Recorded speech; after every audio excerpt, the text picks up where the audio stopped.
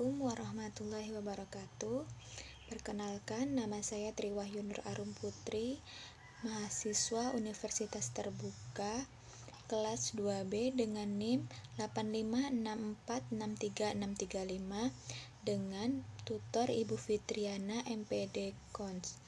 Baik, di sini saya akan membuat video mengenai anak berkesulitan belajar.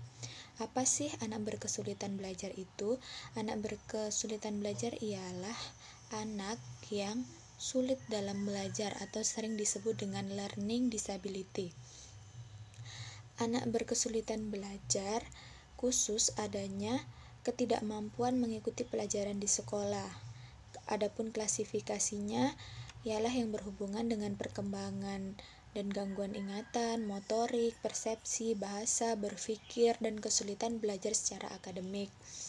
Baik, adapun penyebabnya ada 3. Yang pertama ada faktor organis atau biologis, yaitu faktor dari sistem syaraf di otak. Yang kedua ada faktor genetis, yaitu keturunan. Dan yang ketiga ada faktor lingkungan. Faktor lingkungan ini dari sekunder yang mempersulit kesulitan belajar. Di sini saya akan membahas mengenai kesulitan belajar secara akademik, di mana ini saya temukan pada kelas saya, kelas 2 MI, di mana kesulitan belajar ini hampir merata saya temukan pada anak didik saya. Anak didik saya berjumlah 11 orang, di mana hanya sebagian anak yang tidak mengalami kesulitan belajar. Sebagian, hampir separuh dari anak didik saya mengalami kesulitan belajar. Kesulitan belajar akademik sendiri dibagi menjadi kesulitan menulis, membaca, dan kesulitan secara matematika, di mana pada anak peserta didik saya ini ada yang mengalami ketiga kesulitan tersebut, dan ada yang mengalami hanya kesulitan dalam membacanya saja, ada yang dalam kesulitan menulisnya saja, atau ada yang dalam kesulitan dalam matematikanya. Di mana pada kasus yang saya temukan di kelas saya ini ada satu anak yang memang sudah nampak dia tidak dapat mengikuti proses pembelajaran, atau dia mengalami kesulitan dalam pembelajaran, di mana dia susah dalam berbicara saja susah, apalagi dalam berkomunikasi dengan teman-teman ataupun dengan saya sendiri. Bahkan dalam menulis pun dia tidak bisa rapi, atau tulisannya terlalu besar-besar. Padahal saya sudah menyuruh dia untuk coba tulisannya untuk dirapikan lagi. Tapi karena anak ini memang bisa dikategorikan sebagai anak yang memiliki kebutuhan khusus, maka sangat sulit untuk memberitahu kepada dia bahwa menulis yang benar merupakan tulisan yang ada dalam kotak pada buku itu. Dia selalu menulis dengan huruf yang besar-besar, dan hurufnya itu tidak teratur, atau bentuknya itu tidak bisa sama dengan apa yang telah dituliskan di papan tulis. Hurufnya itu acak-acakan. Ada juga siswa saya yang kalau membaca itu selalu ditambahkan atau dikurangin dalam setiap kalimatnya. Contohnya seperti menulis, nanti dibacanya menulisan. Pokoknya ada penambahan an atau ada pengurangan. Itu yang saya temukan pada anak didik saya. Ada juga yang ketika menulis dia selalu kurang dalam katanya. Contohnya kancil, nanti pasti ada huruf yang tertinggal. Kancil ditulisnya KANCL, I-nya tertinggal. Kemudian saya tanyakan kepada siswa tersebut, kenapa itu bisa terjadi? Kenapa tidak melihat tulisan ibu yang di depan? Begitu saya tanyakan. Kemudian siswa tersebut menjawab, saya sudah menulis dengan benar, Bu. Kemudian saya menyuruh siswa tersebut untuk menulis ulang. Kemudian saya koreksi. Ternyata hasilnya masih sama, masih banyak masih banyak huruf yang tertinggal dalam setiap katanya. Kemudian ada juga siswa yang ketika belajar matematika dia sudah mengeluh, "Ya, kenapa matematika, Bu? Kan ini susah." Terus ketika saya belajar penjumlahan, perkalian, dia selalu salah dalam penempatan jumlahnya itu. Contohnya saat menjumlahkan dia juga mengalami kesalahan, seperti saat saya menyuruh untuk menjumlahkan 7 ditambah 7. Nanti ketika dia menambahkan ada angka yang tidak terhitung, contohnya 7. Setelah 7 itu 8. Nanti dia tidak disebutkan 8. 7 langsung 9, 10, 11, 12. Sehingga pada hasilnya akan terjadi kesalahan yang fatal. Kemudian dalam penulisan angka pada penambahan juga dia mengalami kesalahan, dimana saat ditambahkan itu dia menambahkan dari depan bukan dari belakang. Sudah saya peringatkan berkali-kali jika penjumlahan itu ditambahkannya dari belakang. Begitupun dengan pengurangan, setiap saya suruh meminjam, ketika kurang dalam pengurangannya meminjam ke sebelahnya, ke angka yang di sebelahnya, dia kebingungan, sepertinya dia sudah merasa menyerah terlebih dahulu sebelum saya menyuruh untuk mencoba. Dia sudah, "Ya Bu, susah Bu, udahlah saya nggak bisa Bu." Itu yang saya temukan pada anak didik saya.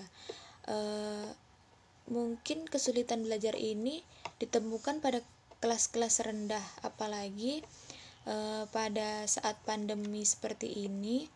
Tatap muka baru dilaksanakan dan itu pun dengan waktu yang singkat, sehingga itu saya rasa menyebabkan anak didik kurang dalam proses pembelajaran.